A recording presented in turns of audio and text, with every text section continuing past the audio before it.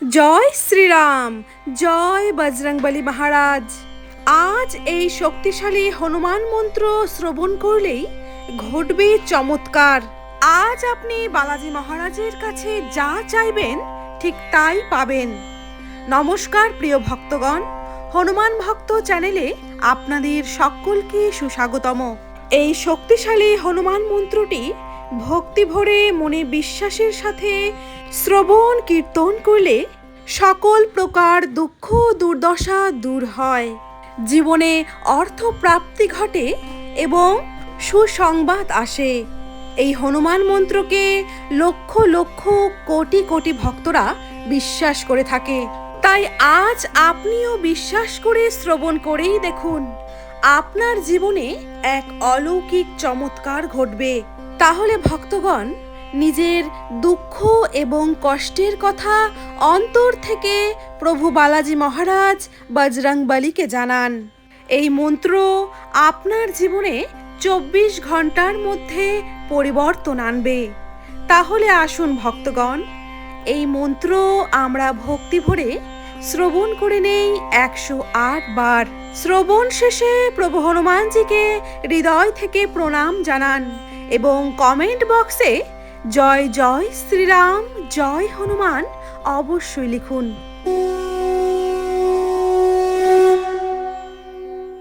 ওং শ্রী বজ্রদেহায় রাম ভক্তায় বায়ুপুত্রায় নমস্তুতে।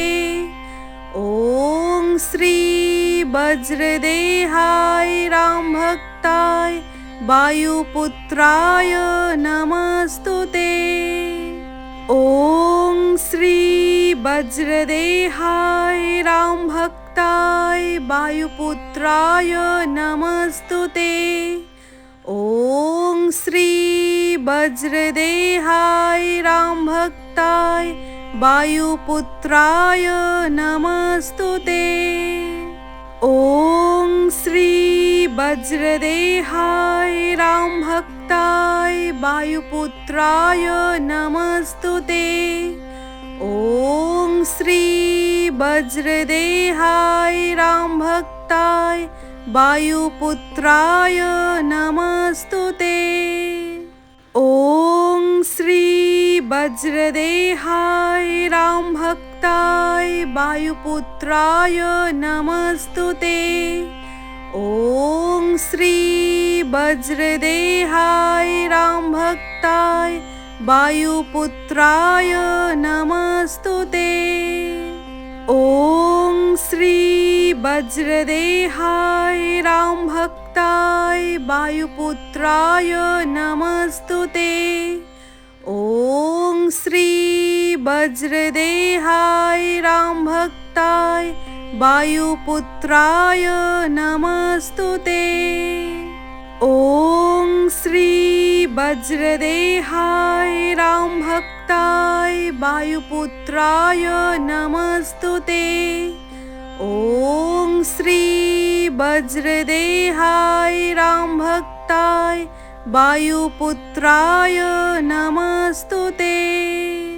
ওং শ্রী বজ্রদেহায় রাম ভক্তায় বায়ুপুত্রায় নমস্তুতে। ওং শ্রী বজ্রদেহায় রাম ভক্তায় বায়ুপুত্রায় নমস্তুতে।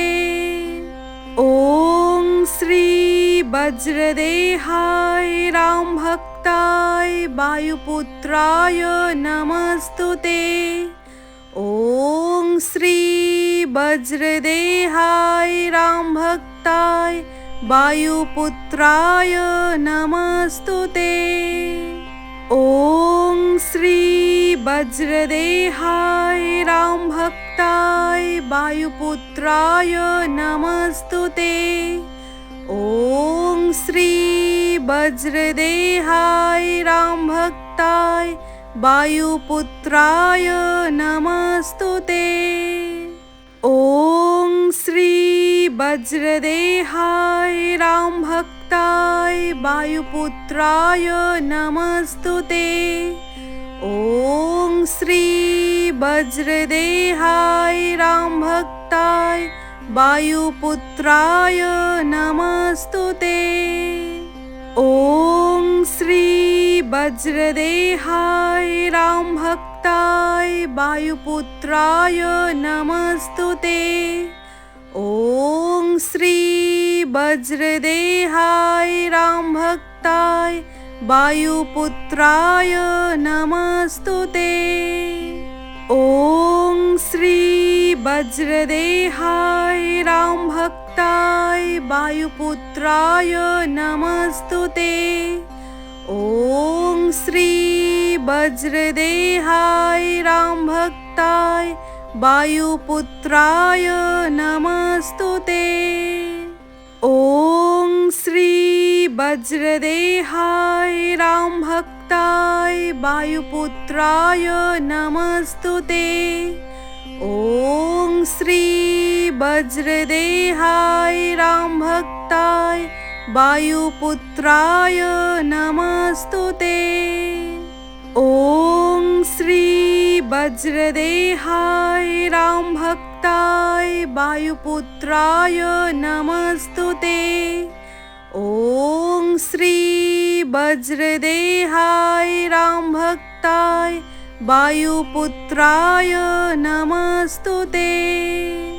ॐ श्री वज्रदेहाय रामभक्ताय वायुपुत्राय नमस्तुते।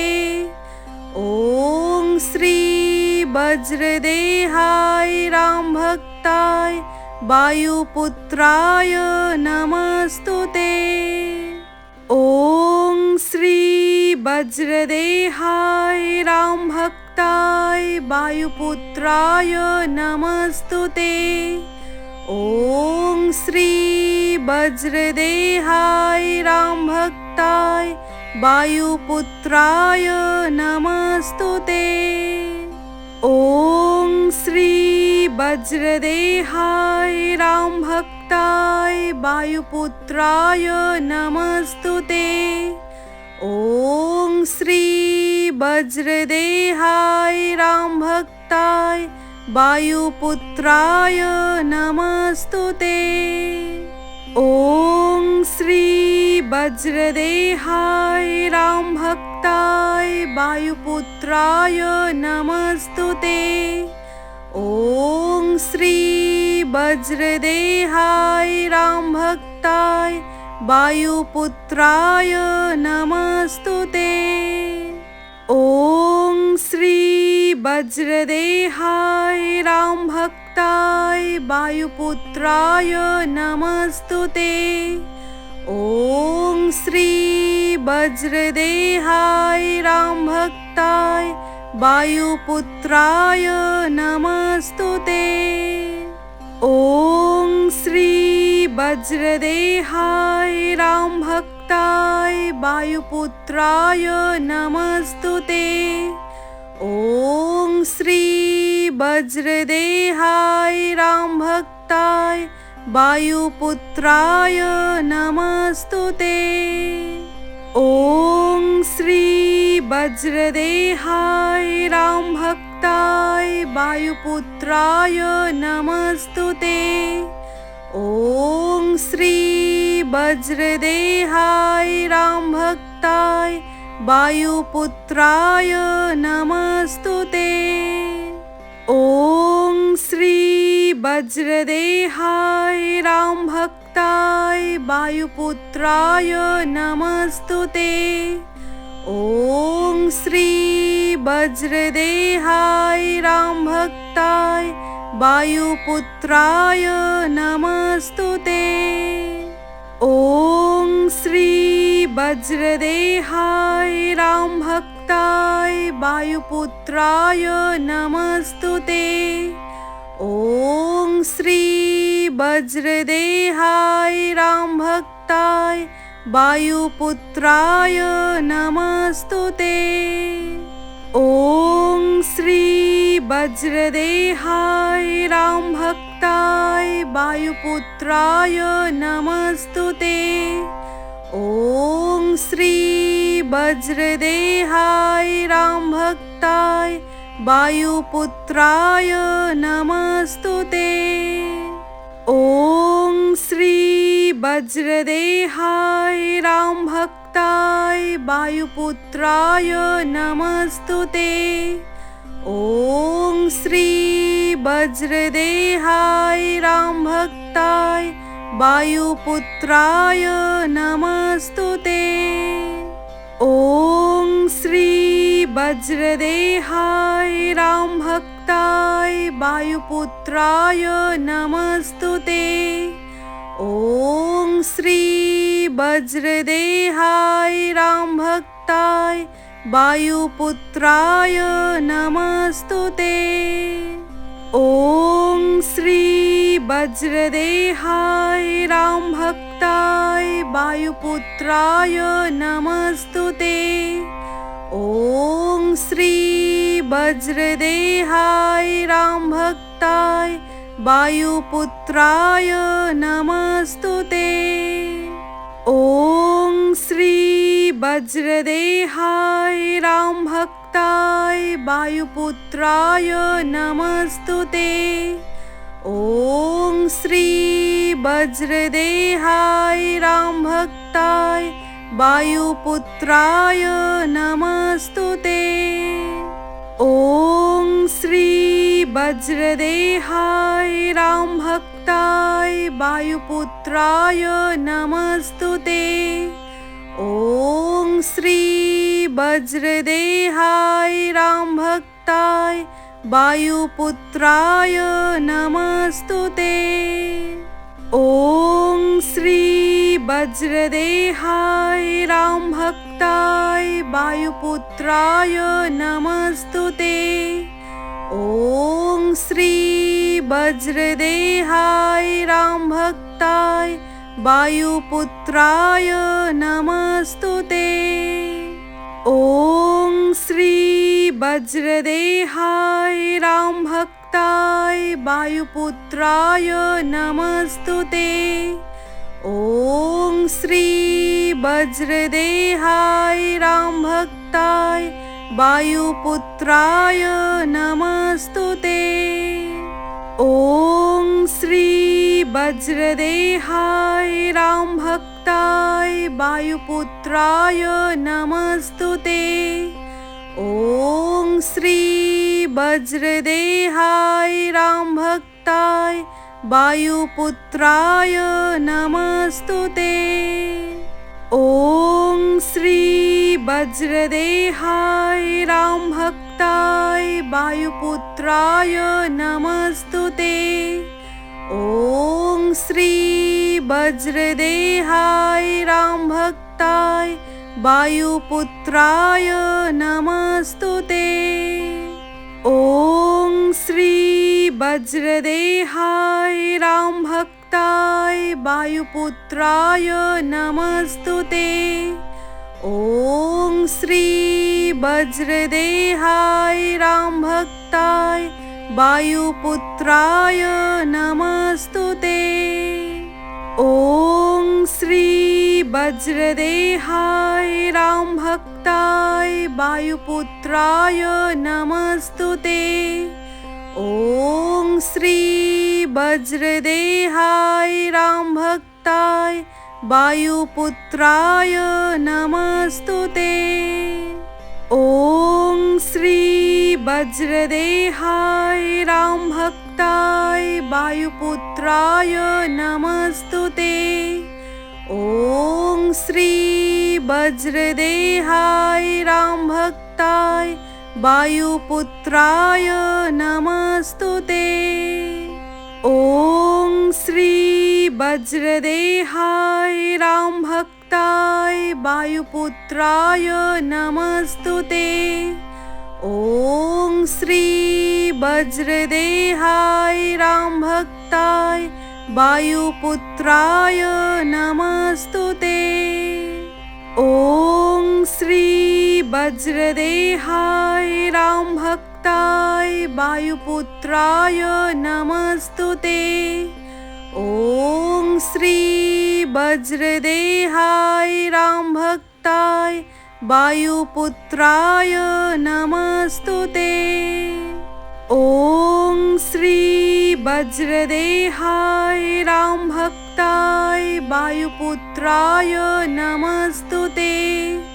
ॐ श्री वज्रदेहाय रामभक्ताय वायुपुत्राय नमस्तुते।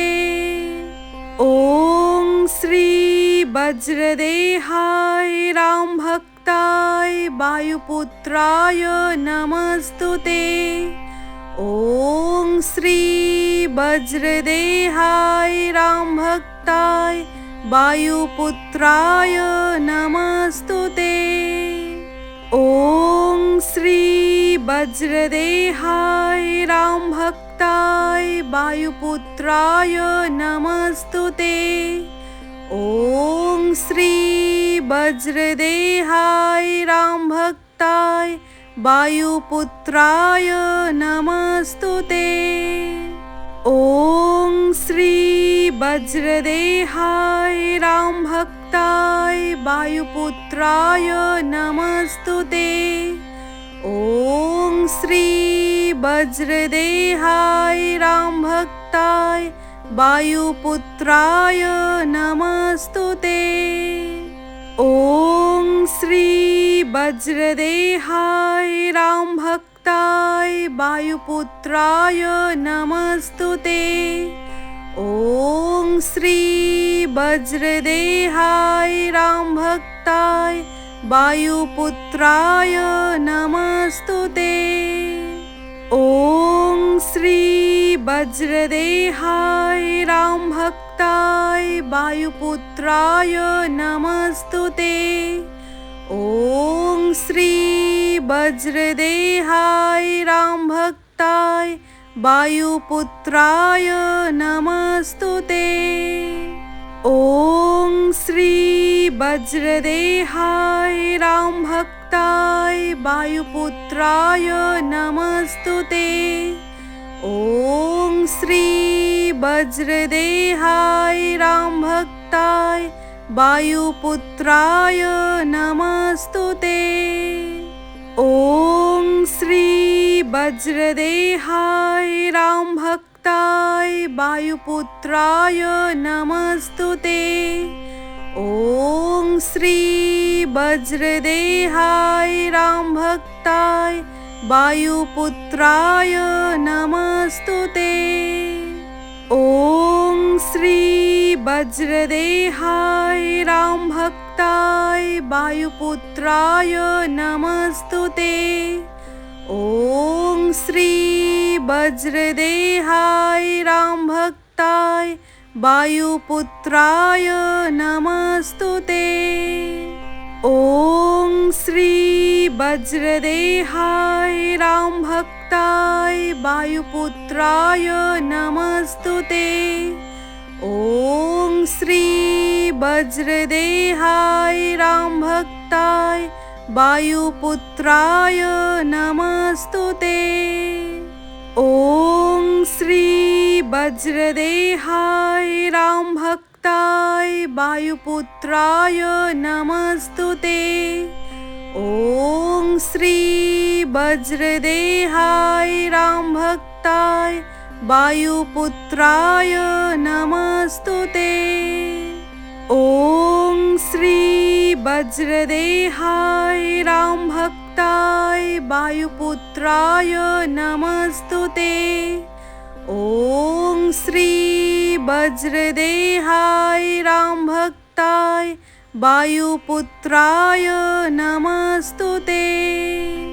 ॐ श्री वज्रदेहाय रामभक्ताय वायुपुत्राय नमस्तुते।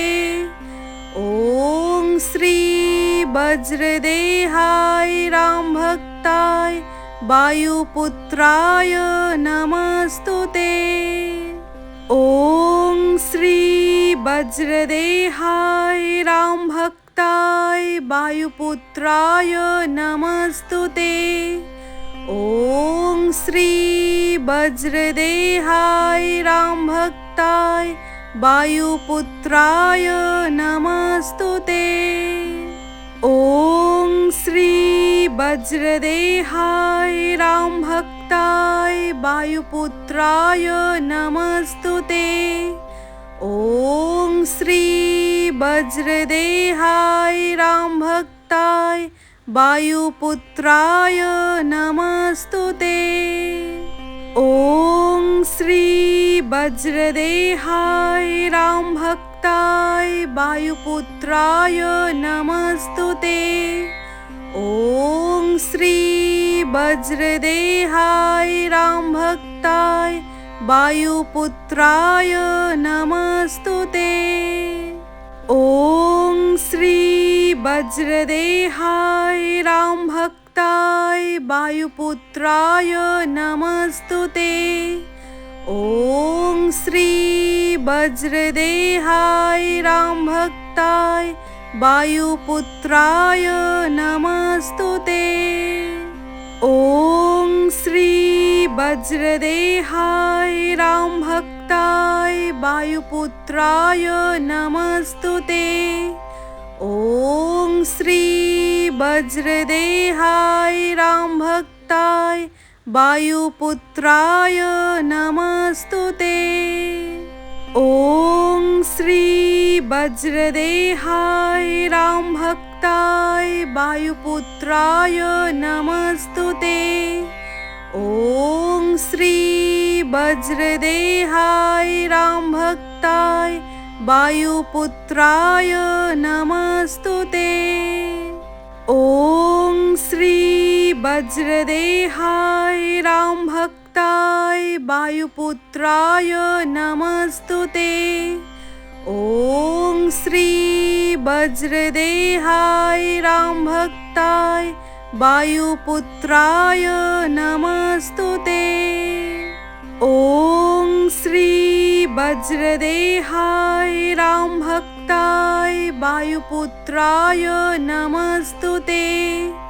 ॐ श्री वज्रदेहाय रामभक्ताय वायुपुत्राय नमस्तुते। ॐ श्री वज्रदेहाय रामभक्ताय वायुपुत्राय नमस्तुते। ॐ श्री वज्रदेहाय रामभक्ताय वायुपुत्राय नमस्तुते। ॐ श्री वज्रदेहाय रामभक्ताय वायुपुत्राय नमस्तुते। ॐ श्री वज्रदेहाय रामभक्ताय वायुपुत्राय नमस्तुते। ॐ श्री वज्रदेहाय रामभक्ताय वायुपुत्राय नमस्तुते। ॐ श्री वज्रदेहाय रामभक्ताय वायुपुत्राय नमस्तुते। ॐ श्री वज्रदेहाय रामभक्ताय वायुपुत्राय नमस्तुते। ॐ श्री वज्रदेहाय रामभक्ताय वायुपुत्राय नमस्तुते। ॐ श्री वज्रदेहाय रामभक्ताय वायुपुत्राय नमस्तुते। ॐ श्री वज्रदेहाय रामभक्ताय वायुपुत्राय नमस्तुते। ॐ श्री वज्रदेहाय रामभक्ताय वायुपुत्राय नमस्तुते। ॐ श्री वज्रदेहाय रामभक्ताय वायुपुत्राय नमस्तुते। ॐ श्री वज्रदेहाय रामभक्ताय वायुपुत्राय नमस्तुते। ॐ श्री वज्रदेहाय रामभक्ताय वायुपुत्राय नमस्तुते। ॐ श्री वज्रदेहाय रामभक्ताय वायुपुत्राय नमस्तुते। ॐ श्री वज्रदेहाय रामभक्ताय वायुपुत्राय नमस्तुते। ॐ श्री वज्रदेहाय रामभक्ताय वायुपुत्राय नमस्तुते। ॐ श्री वज्रदेहाय रामभक्ताय वायुपुत्राय नमस्तुते। ॐ श्री वज्रदेहाय रामभक्ताय वायुपुत्राय नमस्तुते। ॐ श्री वज्रदेहाय रामभक्ताय वायुपुत्राय नमस्तुते। ॐ श्री वज्रदेहाय रामभक्ताय वायुपुत्राय नमस्तुते।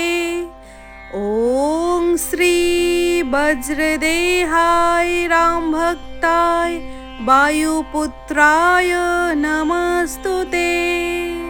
ॐ श्री वज्रदेहाय रामभक्ताय वायुपुत्राय नमस्तुते। ॐ श्री वज्रदेहाय रामभक्ताय वायुपुत्राय नमस्तुते। ॐ श्री वज्रदेहाय रामभक्ताय वायुपुत्राय नमस्तुते। ॐ श्री वज्रदेहाय रामभक्ताय वायुपुत्राय नमस्तुते। ॐ श्री वज्रदेहाय रामभक्ताय वायुपुत्राय नमस्तुते। ॐ श्री वज्रदेहाय रामभक्ताय वायुपुत्राय नमस्तुते। ॐ श्री वज्रदेहाय रामभक्ताय वायुपुत्राय नमस्तुते। ॐ श्री वज्रदेहाय रामभक्ताय वायुपुत्राय नमस्तुते। ॐ श्री वज्रदेहाय रामभक्ताय वायुपुत्राय नमस्तुते। ॐ श्री वज्रदेहाय रामभक्ताय वायुपुत्राय नमस्तुते। ॐ श्री वज्रदेहाय रामभक्ताय वायुपुत्राय नमस्तुते। ॐ श्री वज्रदेहाय रामभक्ताय वायुपुत्राय नमस्तुते। ॐ श्री वज्रदेहाय रामभक्ताय वायुपुत्राय नमस्तुते। ॐ श्री वज्रदेहाय रामभक्ताय वायुपुत्राय नमस्तुते। ॐ श्री वज्रदेहाय रामभक्ताय वायुपुत्राय नमस्तुते। ॐ श्री वज्रदेहाय रामभक्ताय वायुपुत्राय नमस्तुते। ॐ श्री वज्रदेहाय रामभक्ताय वायुपुत्राय नमस्तुते। ॐ श्री वज्रदेहाय रामभक्ताय वायुपुत्राय नमः।